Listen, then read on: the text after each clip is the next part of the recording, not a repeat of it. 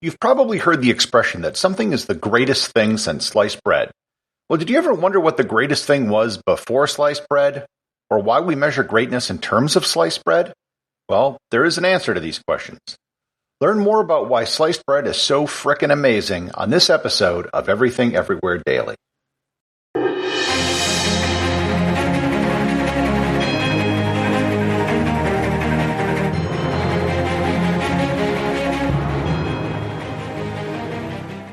This episode is brought to you by the Travel Photography Academy.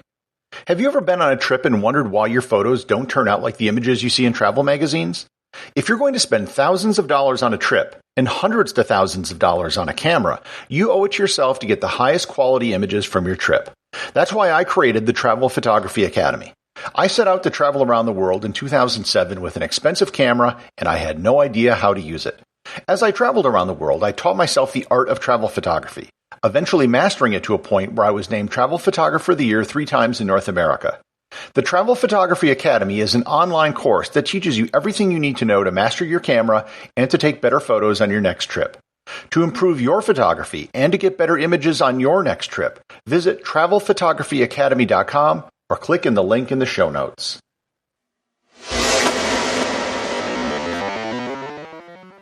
Humans have been baking bread for well over 14,000 years. The earliest evidence of human bread making was charred crumbs found in 2018 in the Black Desert of Jordan, and it indicates that people there were making a type of flatbread that was probably eaten with meat, the world's first sandwich. Bread became the staple product of many civilizations in Asia, Europe, and Africa.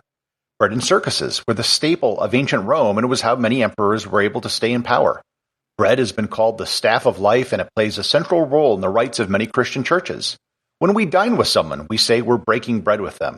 Suffice it to say that bread has been really important to human civilization. For millennia, humans made loaves of bread by hand, and humans usually ate reasonably fresh bread on the day it was made. And for as long as humans have been eating bread, we have probably been slicing bread or at least cutting it with a knife, waiting patiently for the day to arrive when humanity would be freed of the horrible burden of having to slice bread by hand. Creating an industrialized way to slice bread and to sell it is much more difficult than you might think. Cutting bread isn't like cutting wood. Simply applying sharp blades to bread will usually squish it because the bread is so soft.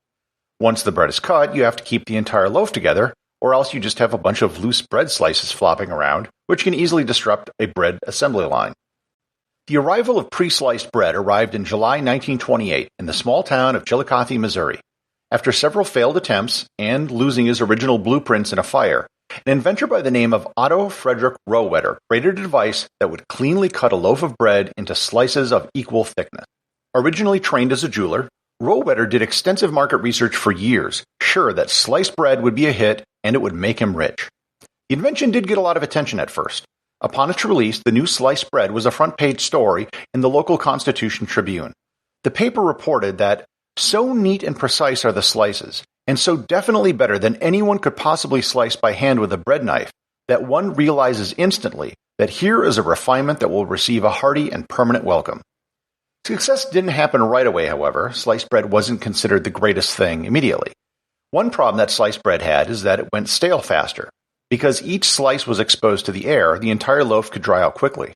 Also, people just aesthetically didn't think that a loaf of sliced bread looked very good compared to what they were used to. The loaves tended to slump, and people said it looked sloppy. Rohwedder developed 7 patents between the years 1927 and 1936, all dedicated to bread slicing. After further refinements in the process, Rohwedder eventually sold the bread cutting machines to the Continental Baking Company in New York City. They used the bread cutting machines on their signature line of bread they called Wonder Bread.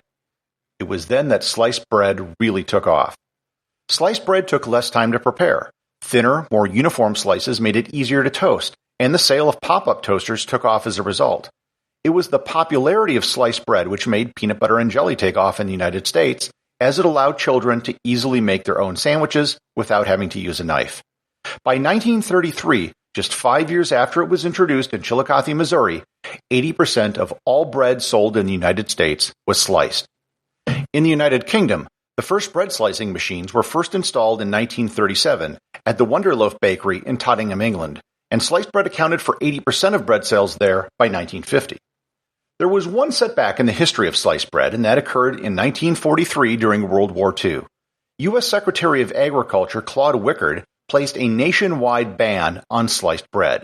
The intent was to save metal and wax paper, which was used in the production of sliced bread for the war effort. There was a strong nationwide backlash to the sliced bread ban, and it was quickly reversed in only 3 months. This brief history of sliced bread is fascinating, but it really doesn't answer the question why we use the phrase the greatest thing since sliced bread. In doing research for this episode, I couldn't find anyone who could give a clear answer. There were several companies in the 1930s and 1940s which touted improvements to their bread by saying it was the greatest advancement in baking since sliced bread. These improvements were often in the form of packaging, vitamin fortification, and changes in the size of slices. A more general use of the term started to appear in the 1950s. In 1951, American journalist Dorothy Killigan, writing for the New York Journal-American, reported that English actor Stuart Granger is the greatest thing since sliced bread. In 1952, comedian Red Skelton said in an interview, "Don't worry about television, it's the greatest thing since sliced bread." So it seems that comparing things to sliced bread was just something that happened organically over time. And that leaves us with one final question. What was the greatest thing before sliced bread? Well, we actually have an answer to that. It was given in the July 6, 1928 edition of the Chillicothe Constitution Tribune, which I mentioned earlier. In the article announcing sliced bread to the world, they said, and I quote, that sliced bread was the greatest step forward in the baking industry since bread was wrapped.